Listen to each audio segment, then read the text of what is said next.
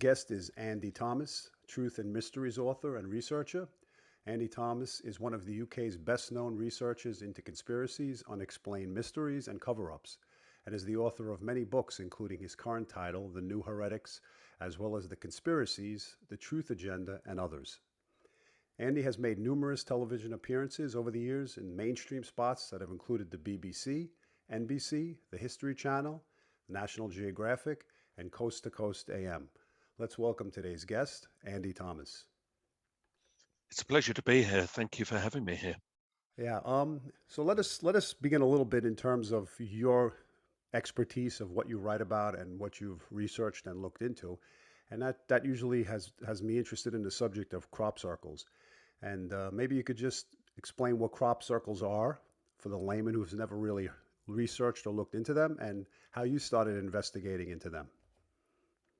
So the work that I do today is very broad, and I'm interested in anybody with an unusual belief, and I want to know why they believe it. And I will never dismiss anything, without hearing the case that's being made. And I learned that absolutely from where I began over 30 years ago now, with looking into crop circles. So, I mean, if you don't know what they are these shapes which keep appearing in the fields. It's like crop, it's swept down, but very beautifully so, in incredible patterns. There's been so much debate over the years as to where those patterns might come from. The big one is always, well, is it just a man-made joke, or is it from some other realm? And all these years on, I've come to the conclusion that although I certainly accept, as most people do, that some are man-made, there are some that you can't really explain that way. And that makes it very curious, because then pinning down what that other element might be is incredibly hard.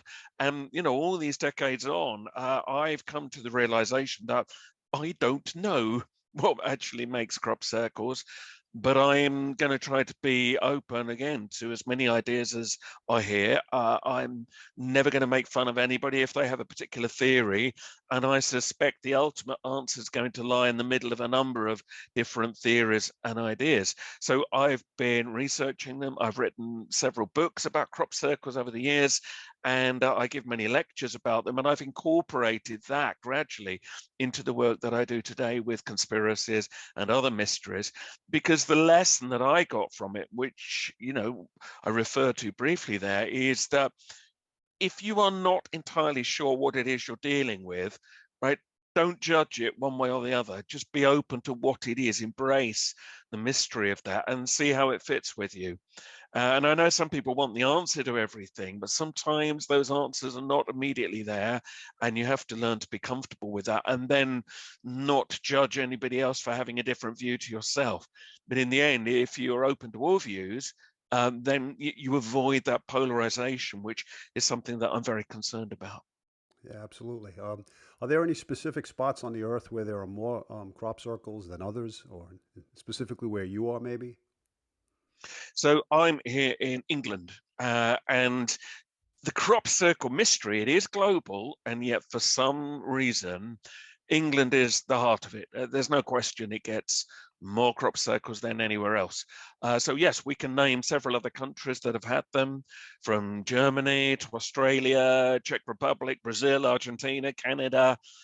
You've had some over there, but I have to say not that many, considering the huge expanse of fields that you've got out there.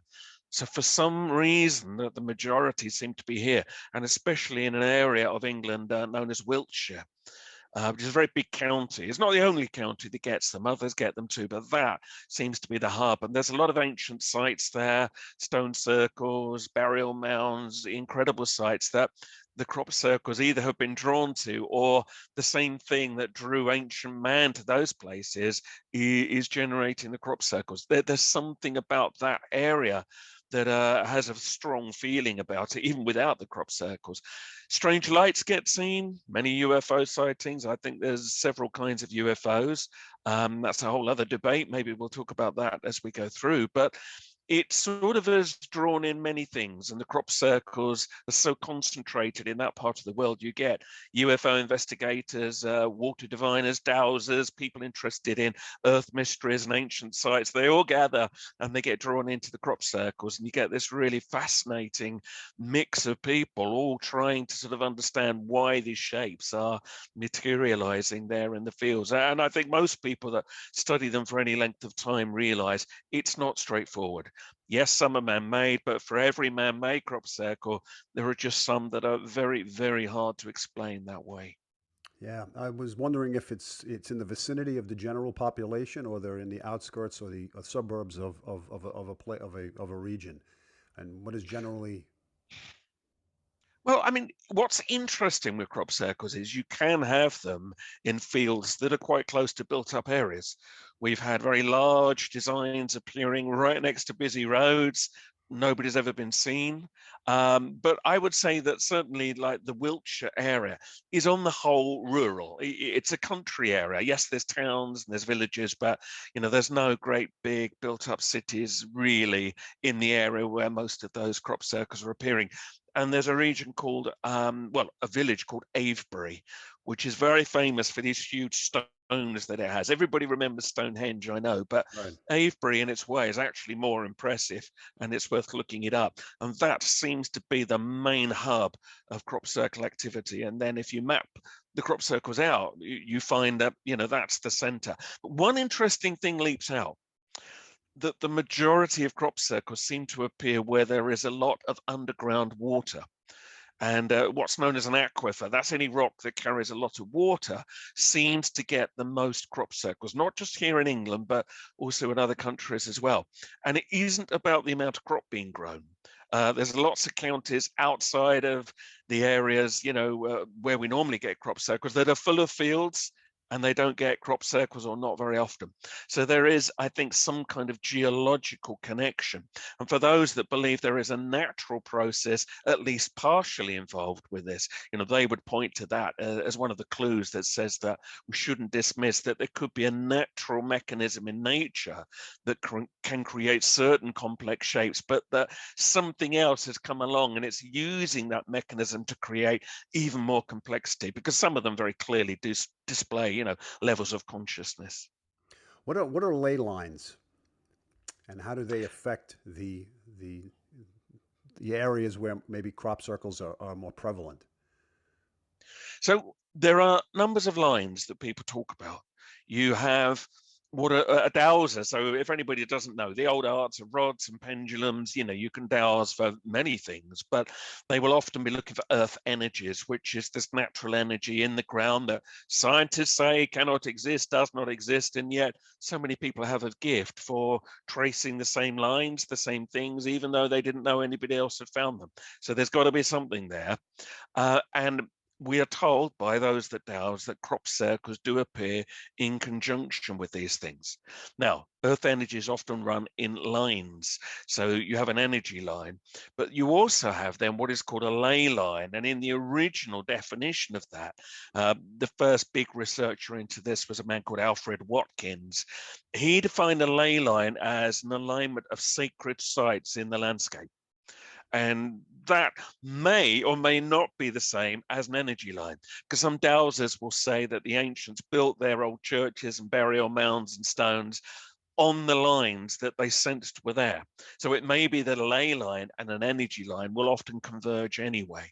So we are told there's many lines all across the world, not just here, but in England especially, we have two important energy lines called the Michael and Mary line. That's what they've been named. And one of the big convergent points for those lines is around Avebury, where we get the most crop circles. So again, you've got clearly some connection. There's something going on here, which is beyond the obvious. Yeah. What's the general feel in the media as it relates to crop circles? What the cause of crop circles are? So the media is generally terrible when it comes to reporting crop circles. I mean, in the early days, it did report them, and then it started to debunk them. And then in 1991, it produced these two elderly gentlemen who claimed they'd made them all. They clearly hadn't, and they retired soon after that anyway, and crop circles didn't stop. So clearly it wasn't them making them all. But that sort of stuck in the media mind. Oh, it's a joke, isn't it? We don't need to take this seriously. And they spent years trying to just keep debunking it. But these days, you still get the debunking, but it's almost like they've got bored. They haven't really got anything new to say about it. So if they can't make fun of the crop circles, they generally ignore them. Many people, even here in England, where so many crop circles appear, many people don't even know they are still appearing. Because unless you know the kinds of websites that report these things, you won't ever think to go and look, and the media won't tell you. So it is incredible. We've got these amazing shapes materializing around us, and most people don't even know they're there, even when they're only a few miles from them, unless they happen to drive past the field and they see it for themselves. So that's how suppressed it is now in the media. It's not really interested. Are they ordered to stay quiet? Some believe they are. Is it just that they are innately skeptical and bored with anything they can't explain? Maybe it's a mixture of both, but Right. no, do not rely on the media to tell you what's really going on with crop circles. Is there a difference, if you can elaborate on man-made designs? Are they less intricate than the designs that maybe you've researched? So to be fair to man-made crop circles, some of the people that do make them for television programs, or they're commissioned to make them as artworks for adverts or whatever, they've got very good. It's a craft, they're good at what they do, but certainly in the opinion of myself and the colleagues that I work with, there are clear differences. They tend to be, might be neat, but they're not very complex in the way they're laid down. We have seen crop circles that are layered, so you'll get one bit flowing in one direction, and then you'll find other bits running underneath. We found crop woven together, stuff that you really can't see was just bashed down with a plank of wood. Geometrically, the man-made crop circles tend to be less adventurous. And there's a number of things that we look out for in most of the man-made crop circles that I've seen, that I know for a fact were man-made for TV or whatever. You get these white crease marks, you get overt damage on the stems. And yet we've been into many crop circles over the years where, until we walk in, and if we know we're pretty much the first people in there, you cannot see a mark on that crop. There's no sign of crushing, of damage, of any footprints. And yet you can see very overt damage in many of these known man-made formations. Many people don't realize wheat and barley and canola, or what we would call rapeseed here, Right. it has a bloom like a silvery film of gray that grows on the stem or the leaf. Now, you've only got to just touch one of those stems, even lightly, with your finger, and you will leave a mark. And you start walking on crop, you're going to leave great big footprints, boot marks. We don't find that in so many crop circles. There's just no evidence of any physical pressure. So that's important. But maybe the big thing is this, that when teams of people make crop circles for the cameras, they're taking a very long time to do it.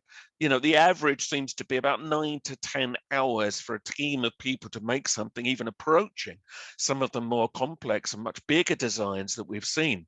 And many of those we know have occurred in very short periods of time, often in daylight, in less than an hour, sometimes less than that, when human formations are taking many hours. These are things that need consideration. Plus, you've got the sightings of strange lights coming down from the sky into the fields where some of these are found. There are videos claiming to show crop circles appearing within seconds. Certainly, it shows what many people have claimed they've seen over the years. So when you put all that together, and even when you then talk to some of the human circle makers themselves, they will often be the first people to say they cannot entirely explain it. And I think that's why there's always this interesting gray area with crop circles. There's something that nobody can ever quite pin down. And that makes it really fascinating. And that's why here we are still speaking about them all these years on. I mean, they go back centuries, in Yeah. fact, if you look at the old records. But okay, even if you just go back over the last 30 years, since people started to really get enthused about them, you'd think it would have all gone away by now, and it hasn't. The media's got bored, but they're still going on, and we're still debating them. And I think that is real testament to, their strangeness, but also the sense of wonder and unknowingness that still surrounds them. Yeah, absolutely. What is the Bend test in terms of like heat theory, in terms of actually measuring the soil composition after an event takes place? In other For words, as it sure. compares to man-made circles, does that exist? It does exist. I mean, there has been science over the years, and I mean science, not silly stuff, where people have analyzed the stems, they've looked at the seed heads, they've looked at the soil, and there are distinct differences which have been noted. I mean, I would alert people to the work of William Levengood, no longer with us, sadly, and also the Dutch researcher Eltjo Hasselhoff. They both had papers published in peer-reviewed science journals plainly demonstrating differences between normal stems and circle affected stems. You have a swelling of the node. You get the knuckles on wheat and barley, for instance. They're often abnormally swollen, they're elongated. The embryonic seed heads seem to be notably changed compared to normal. Even our old, as it used to be called, the Ministry of Agriculture here, back in the mid 1990s, they tested several crop circles to look at the soil. And they discovered a distinct imbalance between the nitrates and the nitrogen ratios only in the soil beneath the crop circles. They were never able to replicate this, and they were never able to explain it. And the same with the effects on the stems. Man-made formations do not give you those effects. And the nearest the labs can come to replicating them by applying heat to the plants for microseconds, so really, really quick. And indeed, it probably is microwaves that are being used. It's as if something's just heated the crop just quickly enough to make it pliable, to enable it to be laid flat without the damage occurring. So all of this, I really gets debunked. The media say it must all be rubbish. And yet you look at the science, I think it holds up well. But there are some people that just don't want to hear it, because I suppose you only have to say that one crop circle, and only one, is not man-made. And then all the people that have been so skeptical over the years are going to have to admit they're wrong, and nobody wants to do that. They've built a whole industry around their skepticism, and they attack anybody on the outside. That isn't just true of crop circles, of course. That is true of any investigation of any mystery area, as we know. But it does seem to be particularly strong with crop circles. There's a heavy element of denial, and no matter what evidence you show them, they just don't want to hear it. But that's why it's all the more important to keep speaking about them, I think, and keep collecting the evidence, because I think there is a strong case that there's something here that really should be looked at more. Who, how are they discovered? First of all, is it discovered through a drone, or is it discovered on eye level? And if so, is it reported to any type of agency when something is discovered? So, I mean, in the earlier times, of course, you were relying on people flying over the fields to see them, and that would be people in light aircraft, or maybe sort of like powered hang gliders, microlights, things like that. Now, that's changed a lot in the last 10 years because of drones. Now, I know there are some people say, well, drones must make crop circles, but there's no evidence for that anywhere. There's no film of a drone making a crop circle. And of course, crop circles predate drones by a very long time. I mean, the earliest clear record we have of a crop circle is 1678. So I don't think there were drones around back then. But yeah, certainly you can see them from the air, but you can also sometimes see them happily on the ground, because many of the fields, when you see the pictures, everything looks flat. They're not flat. They undulate. There are hills and curves. And if you're standing on higher ground, you can often see clearly a crop circle just from the ground. And if you're driving and there's a hillside and there's a field there, you can often get a really clear view from the side of a road of a crop circle. So you can discover them from the ground, absolutely. And many have been found that way. But certainly now, yeah, so you have people in Wiltshire, especially, where so many have appeared over the years. They'll get out there very early in the morning with their drones and fly around the areas where these things tend to appear. And of course, then often they will find them. And you have to photograph them now really early, because some farmers have got rather tired of people walking into the fields and causing damage, trying to have a look. And they will now sometimes chop down the crop circle before anybody can go to see it. So if you don't get your photographs, they can be gone within hours. Not always. Some farmers leave them, but yes, it's imperative to get that photographic evidence, because in the end, that's all you will have left. So all power to the people that are out there filming them, because that is giving the world a record of these things while they're here. Yeah, it's interesting to me because I think about people trespassing on property, and would they actually do that and risk any type of penalty of being on someone's property to make a man-made circle? I'm sure that was So, somehow. yes. If you're making a crop circle and you haven't asked permission to do it, I mean, that is what we would call vandalism here. There's no question that is purposeful damage.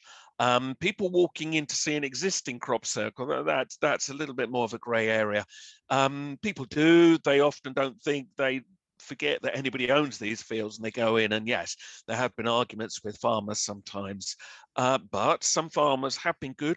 They recognize people want to see them, and rather than people going in and not respecting the way you can get into a field and causing more damage, they will often put a collection box at the side for charity, raise some money for charity, and direct people in a way that creates the least damage. And I think that's a better way of dealing with it. But as I mentioned earlier, yes, some farmers just try and cut them down, try and get rid of them as soon as they can, in the hope that Right. they don't get people coming in. But some farmers are good. I mean, there have been some, if you ask nicely and you get their permission, they will let you go in. And occasionally they will ask for a little bit of money. I don't have any problem with that. It's their fields. And of course, you have to respect what they want. Yeah, but some people don't. There have been arguments. There have been farmers shooting over their heads with guns just to frighten them off. But that's not very often, I have to Yeah. say. You mentioned in the 1600s the documentation of the first Mm. circles. Where was it documented and by who? So if you go to the British Museum, and I have been there and I've held this document in my own hands, there is this pamphlet that was published in 1678, and it recorded the story of this farmer who had these strange circles appearing on his land in a county called Hertfordshire here, which is just sort of north of London. And everything that shows, and there's an image there of the circle with the devil in the middle shown making it, because they assumed it must be the work of the devil because they couldn't explain it. So the picture, but everything that it describes, including referring even to light phenomena, it says the sky was all of a flame on the night that this thing appeared. Well, that's like us saying we've seen strange balls of light. That is something else which is still with us today. All the detail is in there, the way that it describes it. And that's just one of a number of historical accounts. Just a few years after that, still in the 1600s, a writer called Sir Robert Plot also described crop circles in a book that he wrote, and he thought that the weather was making them. And you can see his drawings, he sort of thought they were kind of like atmospheric funnels coming down and creating these shapes in the fields. There's around 300 historical accounts of crop circles, and more are being found every year because people are going back now through the archives and finding there's another record.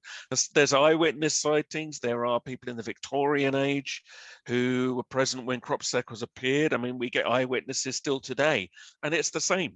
They appear within seconds. There's usually a very high-powered but very localized wind-like effect. And everything people are describing centuries ago is what we're still getting today, and including sometimes the light phenomena. So I think that's the thing. When you look back through the archives, you realize that there's a consistency here. Even though the patterns have evolved in their complexity, and nobody denies that, that's mainly been in the last 30 years, but it's almost like, as I mentioned earlier, either something took a natural mechanism and thought, right, let's use this to create something more complex, or suddenly it evolved. That whatever we're dealing with decided it was time to go to, a new level.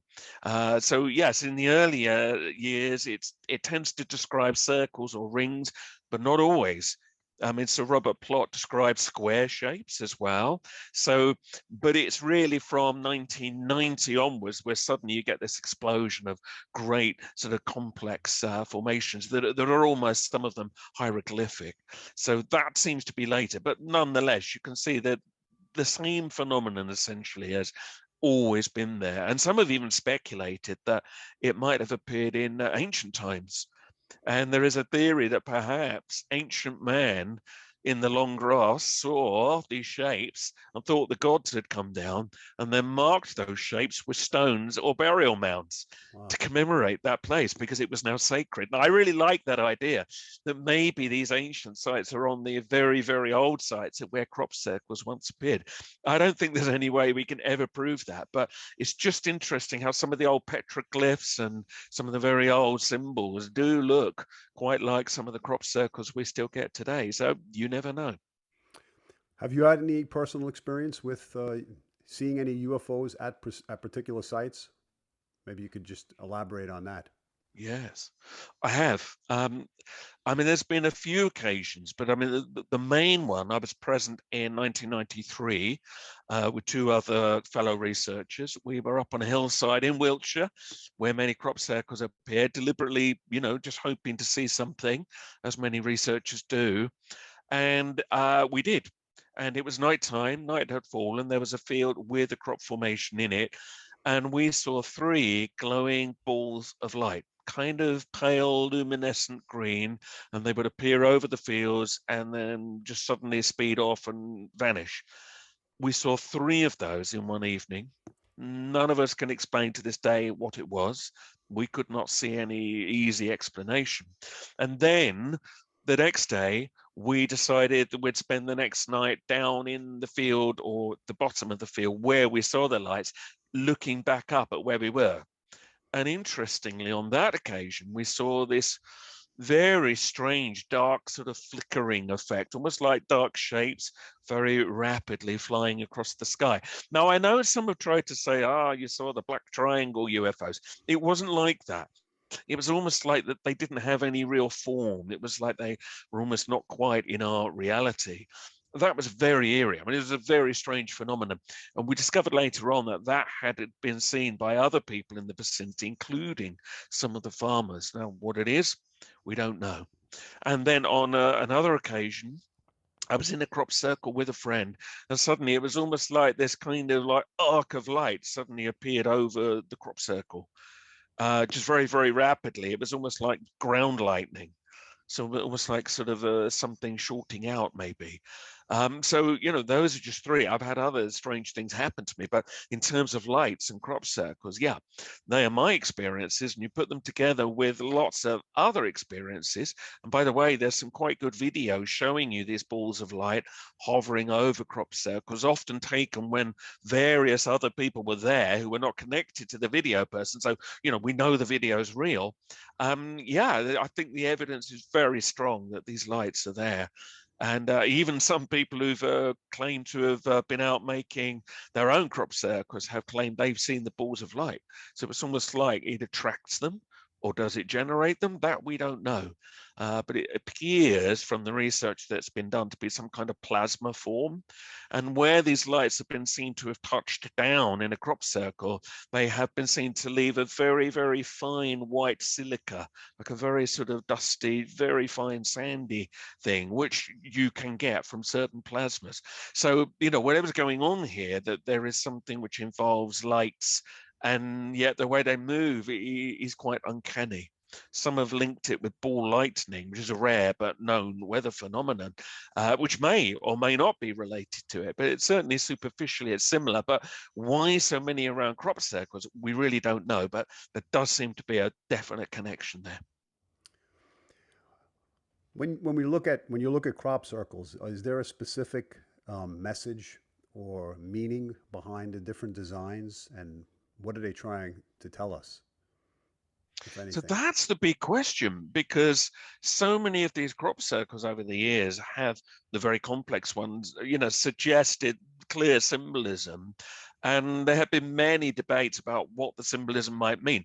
What I find really interesting is that if you go into researching them with a certain mindset, you will find whatever symbol you're looking for. It's almost like a, you know, a Rorschach test. You find in it what you expect to find. But nonetheless, there have been various symbols which have been Hindu, others which have looked like Islamic or Christian symbols, others ancient Kabbalah. There's so many different things that have been touched on. But then you get star patterns, absolute, no question, alignments of stars and planets in the sky. Well, that is clearly displaying a level of consciousness. The majority of them are quite obscure, though. And I don't know that you can ever absolutely say what they mean. There are people that put things online saying, this is my interpretation, and I think it means that. And it's great. They may be right, they may be wrong, but proving an absolute connection is another matter altogether. However, there were two formations which clearly stepped into another realm. One lot came in 2001, right next to a radio telescope, again in a place called Andover, near Andover, which is not far from the usual centre place. And next to this radio telescope, we had like a face made of dots, and when you blurred the image, it was really quite striking, next to something that looked rather like, very similar, but not the same, as the old SETI signal that got beamed out into space in 1974, which describes our DNA, our planet. For anybody out there listening, the idea was this would tell them what life was like here. But what we had in the field was sort of like a reply. There was different DNA, it showed a different creature, highlighted a different planet. And that was very controversial. Interestingly, the people in the radio telescope weren't interested at all. They just assumed it was a joke. And others argued, yeah, well, look, our SETI signal hasn't even got out there that far yet. But of course, the counter argument to that is, yes, but they, mysterious they, are here already. So, you can go around forever with that. But that turned out to be a prequel to a formation which then appeared a year later near a town called Winchester, which actually depicted absolutely a classic sort of alien, grey alien type thing, holding a disc of a code. And again, some people couldn't take that. They thought that it had to be a joke. And yet the way it was made was genius. And when you decoded these dots and dashes on this wheel of code, it turned out to be ASCII code. Well, ASCII, of course, can generate text on a computer, and you can read it and translate it. And it turned out it was a message. And the message was along the lines of, beware the bearers of false gifts and their broken promises.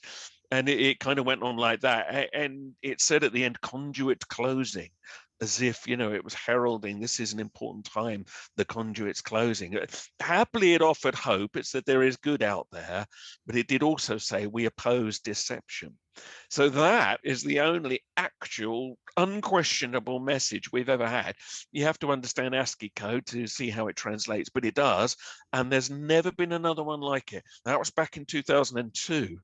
And it's never been repeated. It's like get it or forget it. You're getting one crop circle that's like that. And it's a mystery. It's never been claimed, interestingly, by any human circle maker. And people have tried to make it again and copy it, and they really haven't come close at all. So, I think that says a lot. And here we are all these years on, and it still remains kind of one of the key mysteries of the crop circle phenomenon. Yeah. What's the general consensus of the locals as opposed to the officials in terms of on this subject itself? So, I mean, if you go to somewhere like Wiltshire, where they get so many crop circles, I think most of the locals in the end shrug. As I mentioned earlier, many of them don't even know they're going on.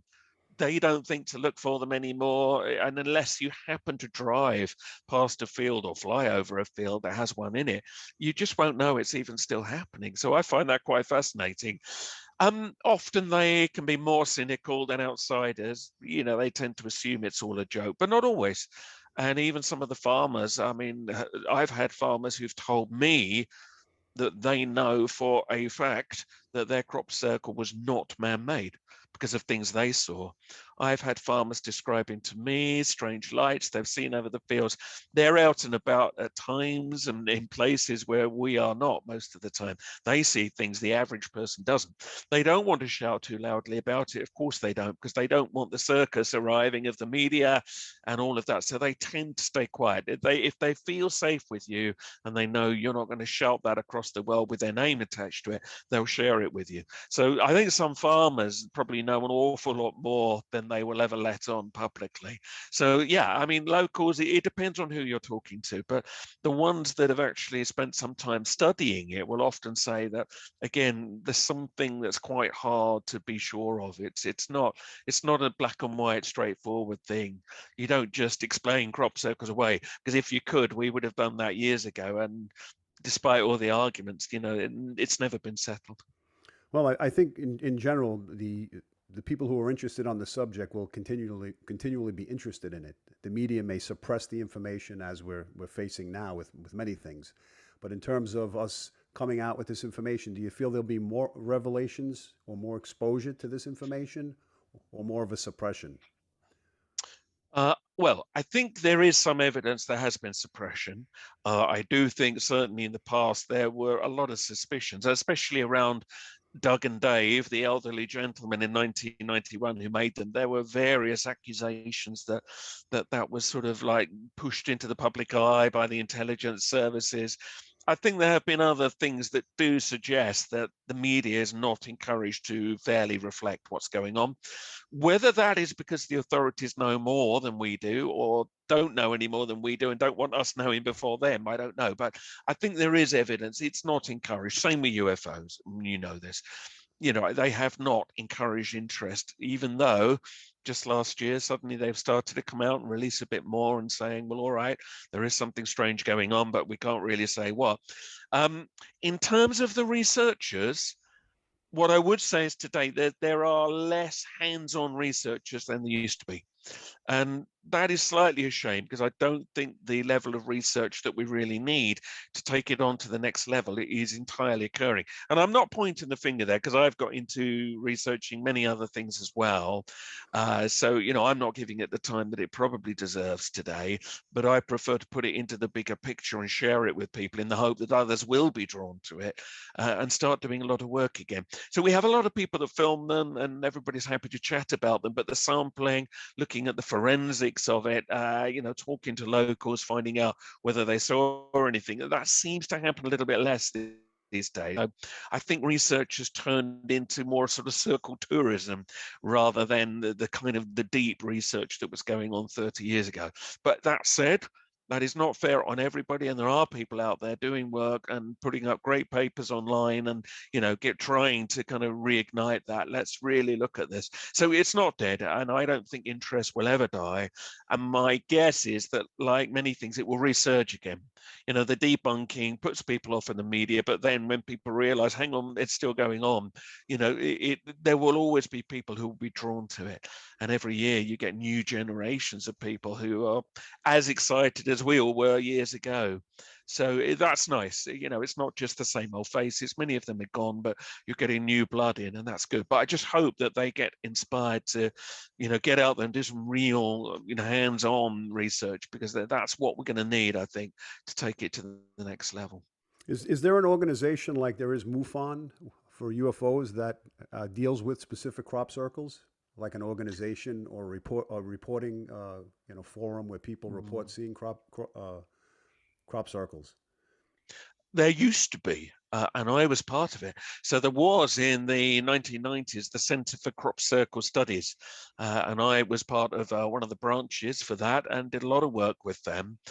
What happened was, as the years went by and as the internet crept in, people started just sharing information on their own websites, and certain websites started to attract more traffic than others. And I think in the end, you didn't need an organization. People were sharing the information anyway.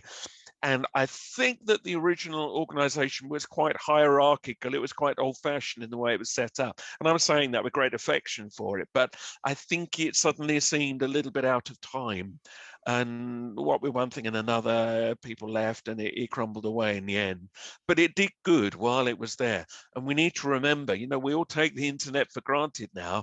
Back in 1990, If you wanted to know where a crop circle was, you needed to know the right people. You needed phone numbers, and there were people that would ring each other, phone trees, and the magazines that the Centre for Crop Circle Studies used to put out were crucial. That was how you knew what was going on.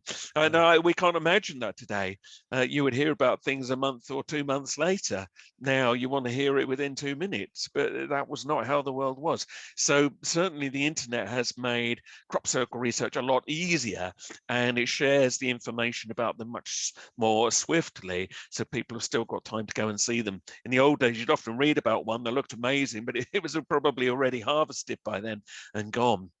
So the world has changed, and I think the internet changed the way that the information is shared. So over here anyway, it's not really seen that we need an organization as such, but there are grassroots websites that really are serving that same purpose now.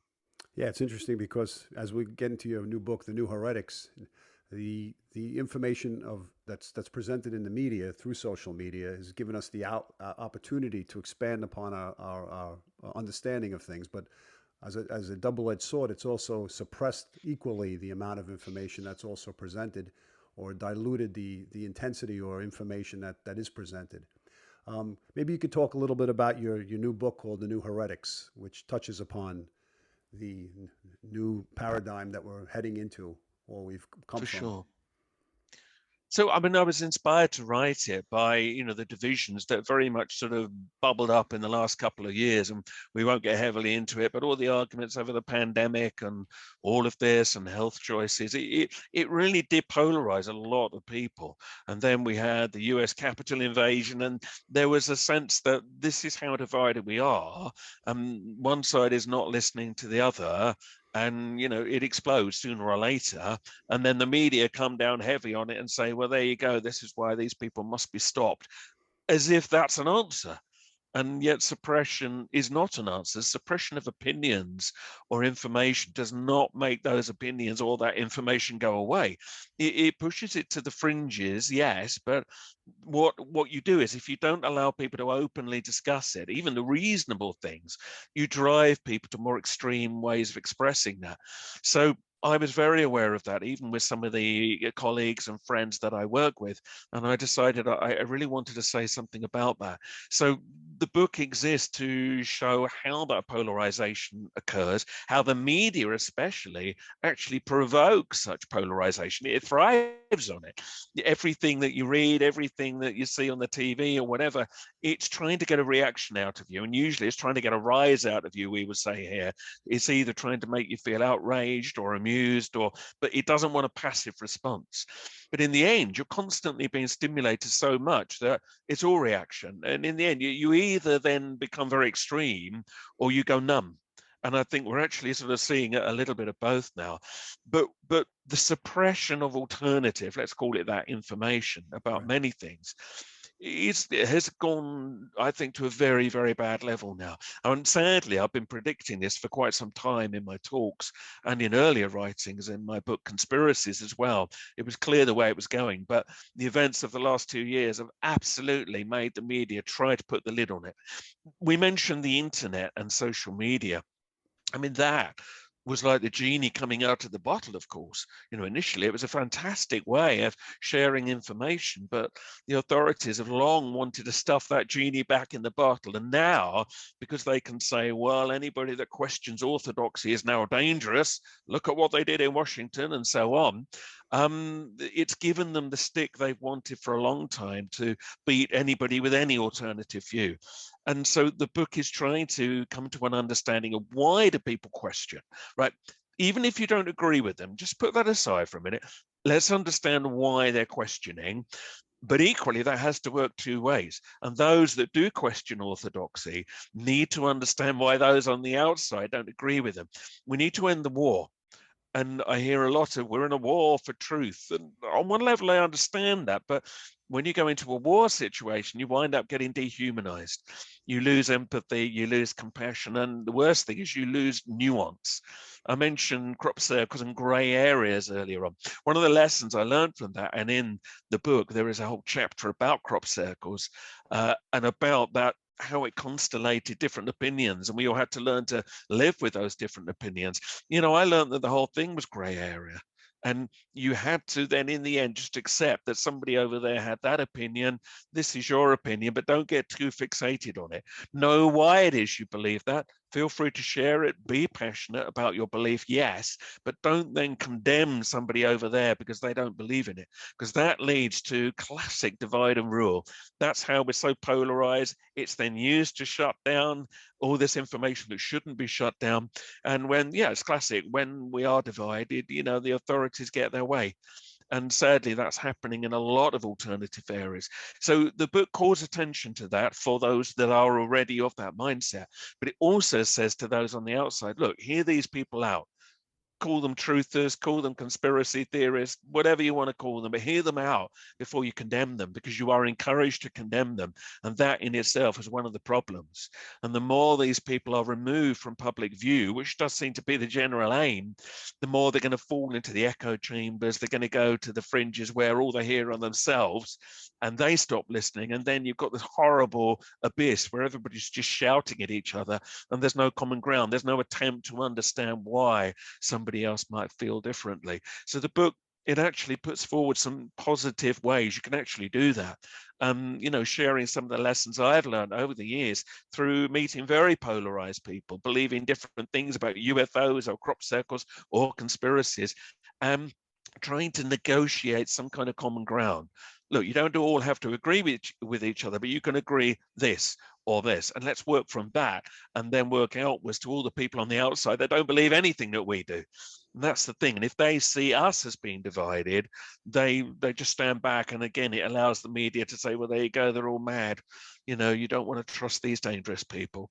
So the book is a plea for tolerance. It's a plea for discernment and nuance, both on the outside and on the inside, but it also gives you a hell of a lot of information in one book that nobody else is talking about anymore. Because if you do, you get deplatformed, you get taken off for search engines, but the detail is in there, even though it is not about who is right or wrong. And I was very careful not to be judgmental, because that's not the point of the book, but it does represent very fairly those that are questioning, and it explains why they're questioning, and they have a right to question. And so that's the new, well, we would say in England, new heretics, but the new heretics, as you would say there.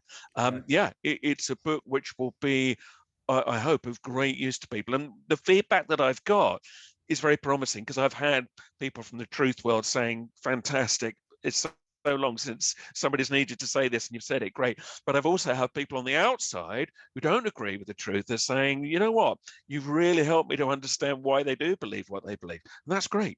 And that's the hope, is just to get a level playing field where we can all understand where we're coming from. But let's stop this silliness of mass censorship, which just tries to pretend that these ways of thinking are not there, because they are.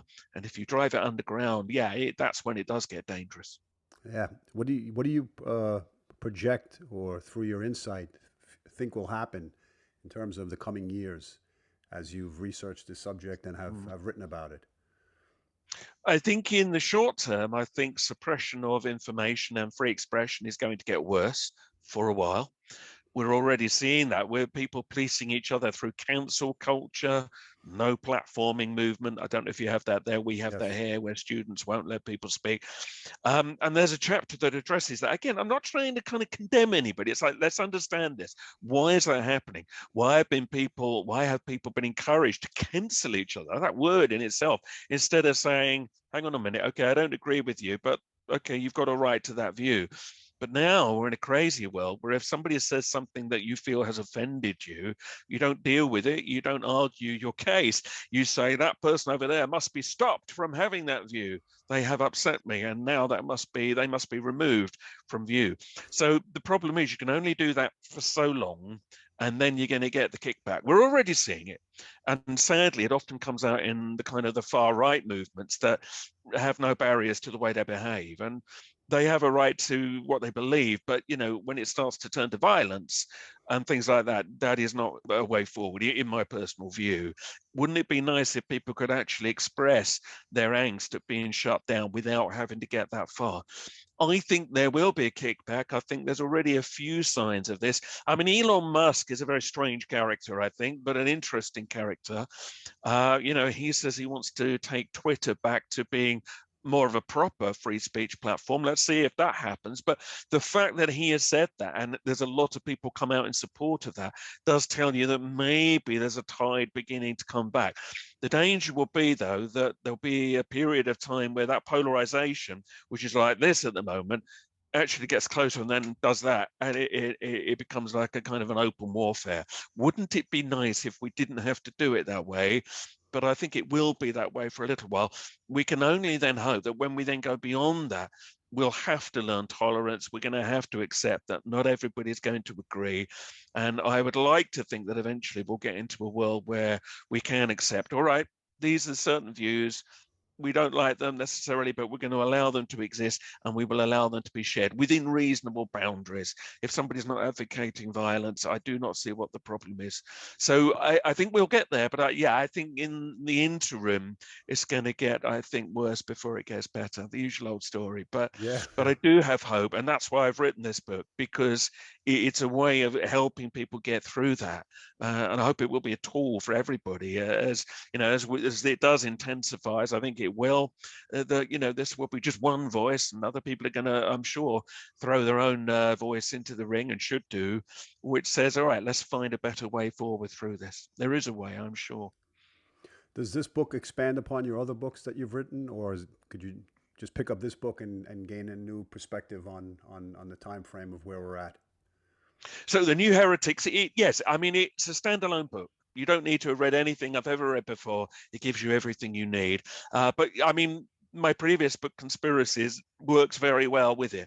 That's very much the history of belief in conspiracy and looking at the details of some classic areas and some areas people don't seem to know enough about, pulling that all together. So the two work well together. And my earlier book, The Truth Agenda, as well, I recommend reading it. But even if you don't read those, the New Heretics will give you enough. It gives you the ammunition, and moreover, especially towards the end of the book, it gives you some things that you can do to actually offset all the censorship, offset the suppression. We can all do things. If we're just sitting there in our homes, just saying this is terrible, but you're not doing anything about it, you're not trying to balance that, you're not really aiding anybody. There are things we could do, and there's a long list of things in the second to last chapter. Look, get out there and try this. Even if you just do one thing, if everybody that cares passionately about free expression does that one thing, it's going to have an effect. If you do nothing, you're basically giving in, and you're part of the problem. Better not to do that. Do something, whether it be campaigning with your local politicians, writing your own book, starting your own website, blogging, anything. Do something. Keep these discussions alive. And all the suppression of alternative information, that the aim seems to be, the hope seems to be that one day all this stuff will be forgotten because it's been removed from mainstream websites. You can find it on places like BitChute and that, but only evil people go there. That's what they're trying to do, in the hope that everybody else will forget and that we'll never find this information again. That is why it's so crucial now to record what's going on now, to record various truth evidence about everything, whether it be about the pandemic or 9/11, whatever you choose, right? Preserve that information now, because one day, I believe, when the dam bursts and actually people do realize we've actually got to understand and tolerate other views, that information will be there to be found again. At the moment, there's a clear attempt to try to sweep it away so that it's never found. It needs preserving, and if nothing else, just preserving this knowledge, even about things like crop circles, it's crucial, because you do get the feeling that even them, harmless though they seem, that the authorities would be much happier if it all went away. So we mustn't let that happen. And I think that's a good symbol. Well, as the weed finds its way through the cement, I think the information that is presented and as you say, Exactly. spoken about is a word of enlightenment and inspiration, to know that we have the ability to share information and not to suppress our own truth and growth. And on that note, maybe you could just leave the audience with like a final message as it relates to, all the information you've For presented. sure. Well, I think, don't be passive about what you believe, but equally don't be combative about it. Accept that not everyone's going to agree with you. Speak passionately for what you believe in. Know why you believe it. Be sure of your evidence, and do have some evidence. Because if you don't have any evidence, you're just fighting for a belief, and that's easier to get shouted down. So be clear about what it is that you're putting out there. But yeah, don't be discouraged by those that want to pretend that nobody questions anything. Don't be discouraged by those that don't want you to know that paranormal phenomena is occurring all around the world in many other guises that we haven't even talked about tonight. Speak openly about it. Speak your truth. Be real about it. Speak what you know, what you have experienced, and never give up. And yeah, create your own conduits of information in whatever way you do that. And I mean, if anybody is interested in knowing more about my work, do look at my website, truthagenda.org. So truthagenda.org, and you can find out all about the new heretics, lots of videos of me giving talks and lots of articles to read about all kinds of things that we've covered today. And if that inspires you, go and make your own website, go and give your own talks, go and write your own books, because we need the stuff out there. And in fact, I've just uploaded an article just literally last week about how to get alternative information published, and trying to find a publisher. If that doesn't work, publish it yourself. These days, we have the technology. It's not hard. The more this stuff is shared around, the more it will survive. And if they're going to censor the internet, the printed word will always be there. And even if it means going back to the old days of secretly passing books and pamphlets around, so be it. We need to keep the information alive. But I do think one day we will win. Hope so. Yeah, and it's very inspirational because like I said before, and as you've just elaborated on, the baton of truth needs to be passed on, and there'll always be a channel. I feel just as you just spoke about that will exist. On that note, I want to thank you very much for being my guest today and sharing this wonderful and inspiring information with my audience and myself. And thank you again for being here. Thank you very much.